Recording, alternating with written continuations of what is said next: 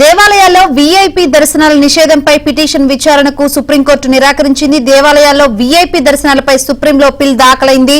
దీనిపై CJI justice Sanjiv Khanna, justice Sanjay కుమార్లతో కూడిన ధర్మాసనం విచారణ చేపట్టింది. దేవాలయాల్లో వీఐపీలకు ప్రాధాన్యత ఇచ్చే వ్యవహారాన్ని నిరోధించేలా మార్గదర్శకాలు ఇవ్వలేమని స్పష్టం చేసింది. దర్శనాల్లో ప్రాధాన్యతలు ఇవ్వకూడదనే అభిప్రాయం వ్యక్తిగతంగా తమకు ఉన్నప్పటికీ ఈ విషయంలో మార్గదర్శకాలు జారీ చేయడానికి న్యాయస్థానానికి వీలు లేదని వెల్లడించింది. అయితే ఈ అంశంపై సంబంధిత అధికారులు తగిన చర్యలు తీసుకోవడానికి ఎలాంటి అడ్డంకి లేదని ధర్మాసనం స్పష్టం చేసింది.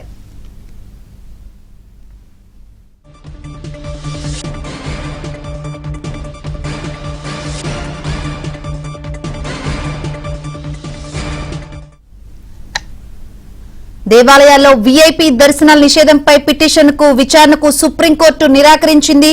మరిన్ని వివరాలు అందించేందుకు మా ఢిల్లీ బ్యూరో చీఫ్ కృష్ణ సిద్ధంగా ఉన్నారు. కృష్ణ, శంకరి, దేవాలయాల్లో వీఐపీలకు ప్రాధాన్యత ఇచ్చే వ్యవహారాన్ని నిరోధించాలి అంటూ, అంతేకాకుండా దానికి సంబంధించినటువంటి మార్గనిర్దేశకాలు జారీ చేయాలంటూ దాఖలైనటువంటి ప్రజా ప్రయోజన వ్యాజ్యాన్ని విచారణకు స్వీకరించేందుకు సుప్రీంకోర్టు నిరాకరించింది. విజయ్ కిషోర్ గోస్వామి అనే వ్యక్తి ఈ బిల్లును దాఖలు చేశారు. సుప్రీంకోర్టు ప్రధాన న్యాయమూర్తి సంజీవ్ ఖన్నా, న్యాయమూర్తి సంజయ్ కుమార్తో కూడినటువంటి ధర్మాసనం ఈ యొక్క ప్రాధాన్యత హక్కులు ఇవ్వకూడదనే అభిప్రాయం తమకు ఉన్నప్పటికీ కూడా ఈ విషయంలో మార్గనిర్దేశకాలు జారీ చేయడానికి న్యాయస్థానానికి వీలు లేదని ధర్మాసనం స్పష్టం చేసింది. మేము దీన్ని విచారణకు స్వీకరించాం. ప్రత్యేక ప్రాధాన్యత ఇవ్వకూడదనే అభిప్రాయం మాకు ఉంది. కాబట్టి ఈ న్యాయస్థానం మాత్రం భారత రాజ్యాంగంలోని ఆర్టికల్ 32 ప్రకారం మార్గనిర్దేశకాలు జారీ చేయలేదు అంటూ స్పష్టం చేసింది. అయితే ఈ అంశంపైన సంబంధిత అధికారులు తగిన చర్యలు తీసుకోవడానికి ఎలాంటి అడ్డంకి లేదని కూడా కోర్టు స్పష్టం చేసింది.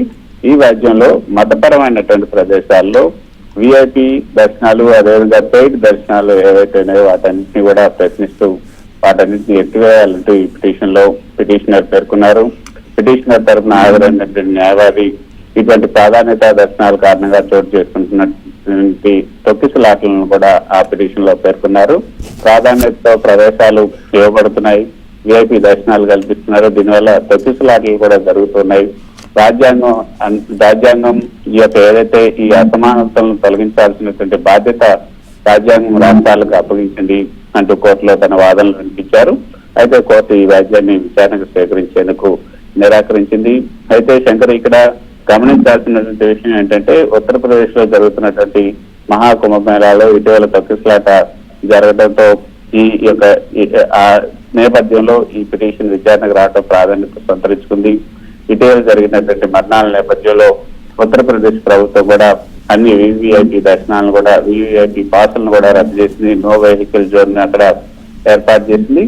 మరోపక్క కేరళ హైకోర్టు కూడా ఇటీవల మలయాళ నటుడు దిలీప్ కి శబరిమలలో వీఐపీ దర్శనానికి అనుమతి ఇచ్చినందుకు ట్రావెన్కోర్ దేవస్థానం బోర్డును కూడా విమర్శించింది.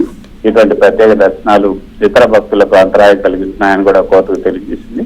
సో వీటన్నిటిని కూడా ఉదహరించినప్పటికీ కూడా ఈ పిటిషన్ ను విచారణకు స్వీకరించడానికి సిజేఐ ధర్మాసనం నిరాకరించింది.